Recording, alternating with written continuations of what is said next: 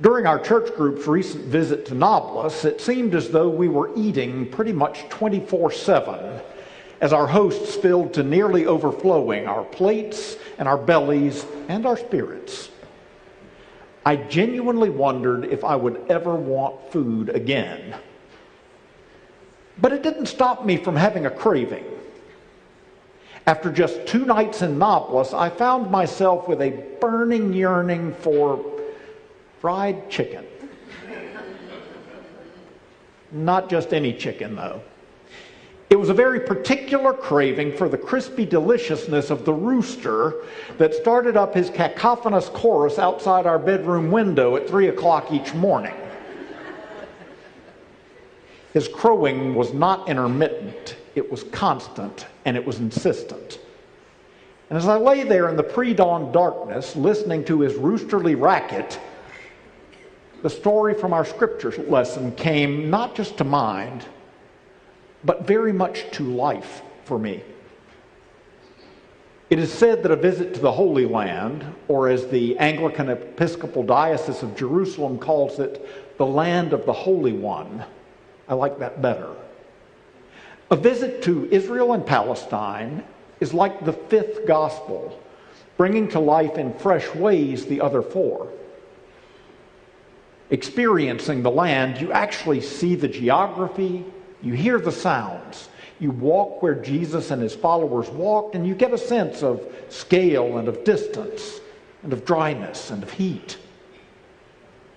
So when you hear a rooster in the Nablus night, for example, the scripture recounting Peter's denial becomes more real, more emotionally 3-dimensional, if that's a thing. Sleep not being an option during the pre-dawn serenade, it set me to thinking. And 3 a.m. thoughts are not the most coherent thoughts, more a series of snapshots or impulses, so I'll try to share as best I can the drowsy drift of my thinking. You may recall the sermon text from Mark 8 a few weeks back, when Jesus first told his disciples how his earthly ministry would play out. The Son of Man must undergo great suffering and be rejected by the elders and the chief priests and the scribes and be killed and after 3 days rise again. And Peter earnestly rebuked him. It must not be so. And in response, Jesus said to Peter and to the others, if any want to become my followers, let them deny themselves and take up their cross and follow me. In my sermon at the time, I spoke about what taking up a cross means. Public crucifixions were commonplace, everyday occurrences in Jesus' day. Rome's way of squashing dissent and repressing anyone who would question the authority of the Roman government. So what Jesus is saying is, if you would truly follow me, it's going to involve confronting power. You can't just go along with the way things are. Keep your head down. Accept the unacceptable. You're going to have to set aside your security, your comfort. That is, deny your self-interest and live out your faith in ways that may prove challenging or even costly to you. Take up your cross and follow me. Now, as we come to today's scripture lesson, Jesus is dining with his disciples in the upper room on the night of his betrayal, and he says to them, when the chips are down, you aren't going to be able to follow where I go. You will all become deserters. And Peter impulsively replies, even though everyone else falls away, I will not. And Jesus replies to Peter, this very night, before the cock crows twice, you will deny me 3 times. Now, I never quite captured this sense of what Jesus is saying. I mentioned that the rooster in Nablus crowed every night, 3 a.m. It was like clockwork. What Jesus is saying is, you're saying you won't fall away? That you'll deny yourself, take up your cross, and follow me? No, it won't be yourself that you deny. It will be me. And your denial of me will be as routine as the crow of a rooster. That's how predictable your denial will be. And before the rooster crows twice, you remember I said the rooster's crowing was nearly continuous, one crow after another after another. Before the rooster can crow twice, you'll deny me 3 times. That is how quickly, that is how easily, that is how glibly your denials will come. Peter, you're saying that when the chips are down, you'll be there? I'm telling you that you will fold like a cheap suit. I'm telling you that your principles, your convictions are not nearly as strong as you imagine that they are. That, it seems to me, is what Jesus is saying. And of course, we know the story. When the prospect of actual cross-bearing confronts him, Peter does not deny himself or his self-interest. He denies Jesus. But here's where my thoughts turned. The reason Peter's denial is so predictable, that it comes at the drop of a hat or at the crow of a rooster, is that the impulse to deny Jesus, that is, to not follow where he calls or where he leads, is so universal. Jesus says to his disciples, you all will become deserters. The only reason that this story about Peter's denial is in the Bible in the first place is because he insisted that he wouldn't fall away. So then I came to the difficult question.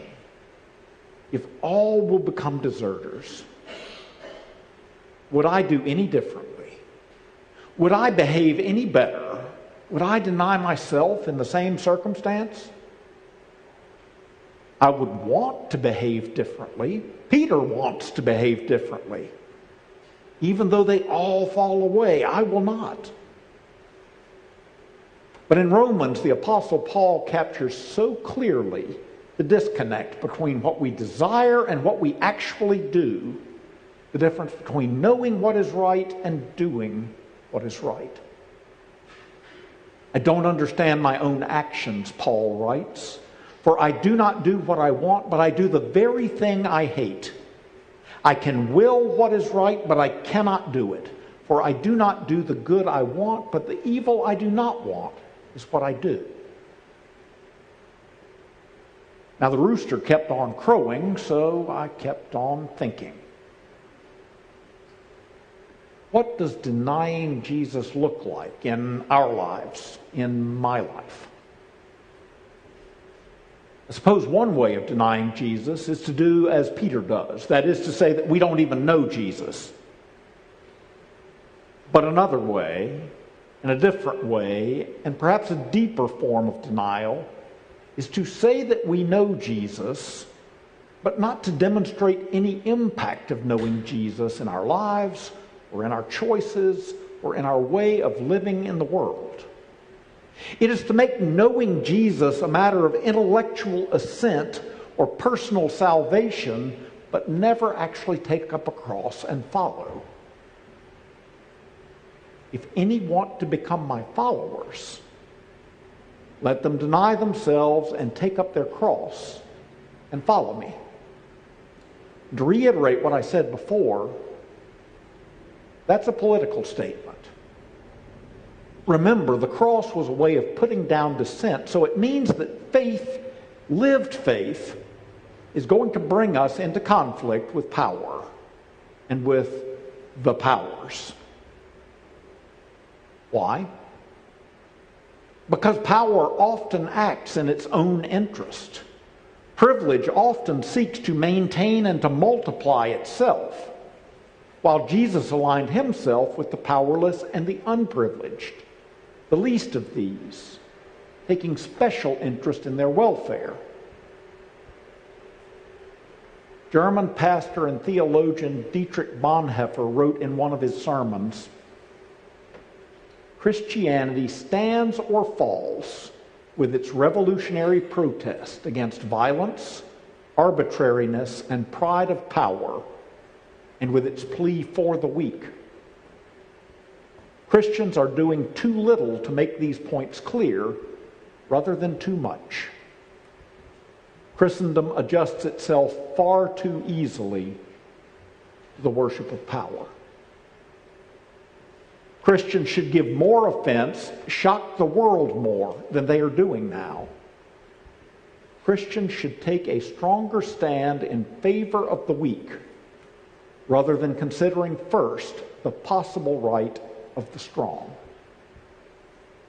Christians should take a stronger stand in favor of the weak rather than considering first the possible right of the strong.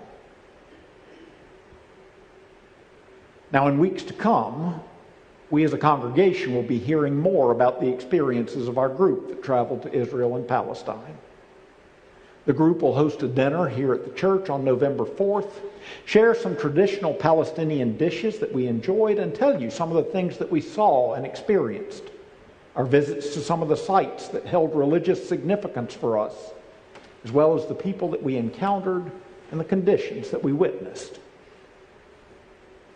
It was, for me, a disheartening experience. While visiting Father Ibrahim's church in Jordan, I saw a poster on the wall that quoted Psalm 122, verse 6. Pray for the peace of Jerusalem. But peace seems like such a fragile thing, so hard to come by. I was reminded of Jesus' lament over Jerusalem in Luke 19. As he came near and saw the city, he wept over it, saying, if you, even you, had only recognized on this day the things that make for peace, but now they are hidden from your eyes. And it occurred to me how true Jesus' lament remains nearly 2,000 years later. Everyone we met on the trip, Israeli and Palestinian, spoke of peace and yearned for peace. But there were tensions everywhere, and peacekeeping seemed more in evidence than peacemaking. Checkpoints, such as the one you see on screen, were everywhere. The experience of being stopped and interrogated and searched is a daily reality of Palestinian life. Israeli citizens and foreigners are not similarly scrutinized. And the situation is complex. The need for some level of security cannot be disputed, as on the day we departed for home, 2 Israeli citizens were killed by a Palestinian gunman in a West Bank factory. But I personally am challenged by the Bonhoeffer quote. Christians should take a stronger stand in favor of the weak rather than considering first the possible right of the strong. Our group had 2 experiences with the checkpoints during our visit. In the first, we were leaving the West Bank on a bus bound for Capernaum and the Sea of Galilee. We were detained for fully half an hour while the soldiers at the checkpoint scrutinized the papers of our Palestinian tour guide. One of the soldiers stood the entire time with his finger on the trigger of his weapon, a subtle assertion of power that felt a bit overdone given the context of an American tour bus. At one point, our bus driver moved from his seat and went down the aisle of the bus, handing out candy to our group members.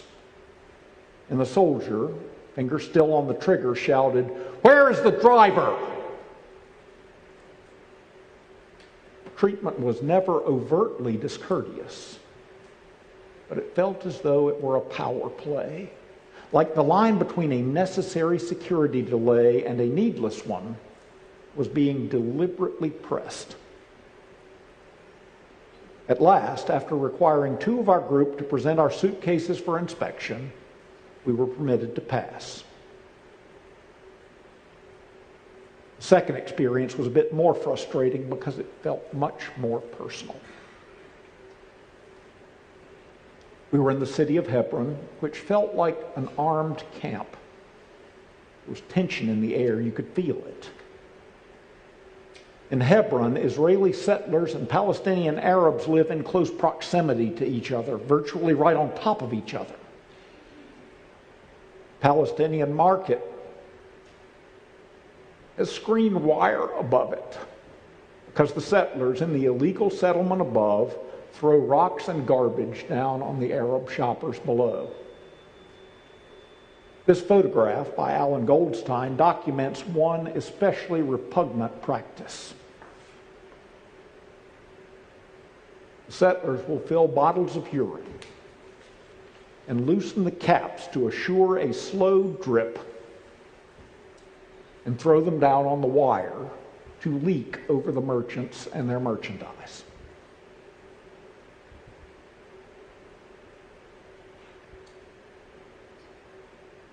And the goal is to drive the shopkeepers from Hebron. Given the number of shuttered shops, the practice is having some success. Palestinians entering and leaving the market must pass through several checkpoints. At one of these, our guide, the tour company owner, was stopped as we were on our way back to the bus. He was told that our group could walk down the street to the bus, which was in sight. But he, our guide, would have to take a more circuitous route through a neighborhood. He would not be permitted to walk that 200 yards of street with us. Speaking to the soldier at the checkpoint, Susan Wilder politely asked, "Help me to understand why our guide cannot walk with us." And the soldier replied, "You don't need to understand." There are precautions, even needful precautions. And then there's harassment. And the daily experience of many Palestinians, especially in Hebron, is harassment and apartheid-like conditions that show the clear distinction between the things that make for security and the things that make for peace. Now, these were only my experiences and observations. I encourage you to speak as well with the other travelers in the group. But to go back to where my thoughts on being a follower of Jesus have led me, I can't unsee what I saw. And so I'm left with two options. I can say or do nothing based upon my observations, which is to condone what I saw, or to say it's too complicated for me to hold an opinion, and that route costs me nothing. But as Holocaust survivor Elie Wiesel has noted, we must take sides. Neutrality helps the oppressor, never the victim. Silence encourages the tormentor, never the tormented. Sometimes we must interfere. Sometimes we must take up a cross or a cause.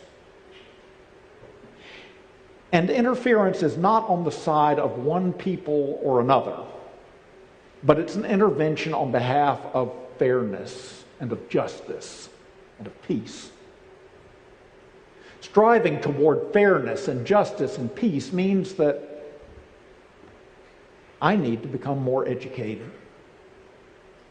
I need to read more broadly and open my eyes wider rather than closing them. I need to pray more regularly, remembering the words of Psalm 122. Pray for the peace of Jerusalem. And when there are policy matters in Israel and Palestine that are before our congressional representatives, I need to work to understand them as thoroughly as I can and to voice my concern for justice and for fairness and for peace.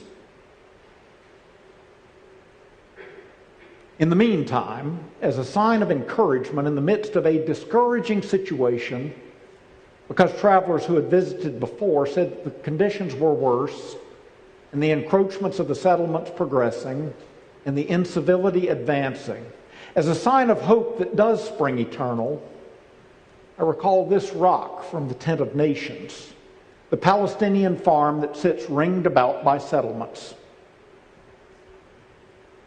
Its inscription is inspirational in 3 languages. We refuse to be enemies. Whatever the cost, whatever the labor, we choose the harder course of peace.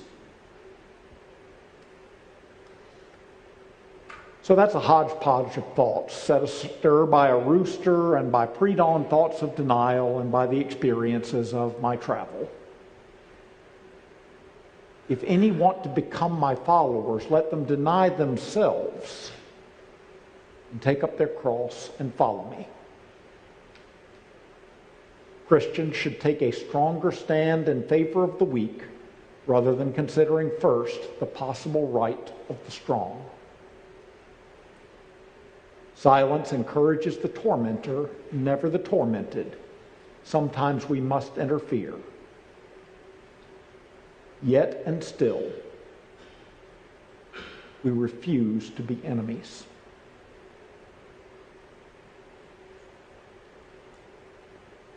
Pray for the peace of Jerusalem. Amen.